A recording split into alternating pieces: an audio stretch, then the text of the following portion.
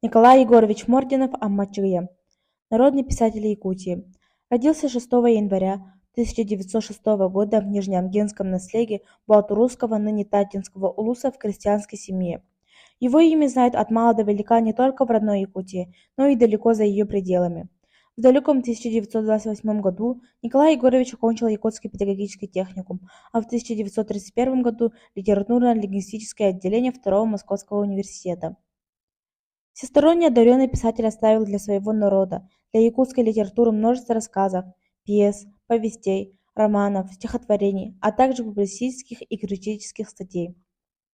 Первым его произведением было стихотворение «Ие» «Мать», написано в 1925 году, напечатанное в 1927 году в журнале «Чолбон». Выступая перед своими читателями, он говорил: «С той поры я считаю себя писателем».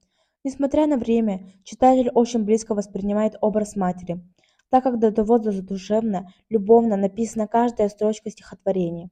Перед глазами возникает картина того времени, но читатель все это видит, воспринимает в сравнении с сегодняшним днем. В 1926 году создано стихотворение «Магнайбу Чуталбар» первому учителю.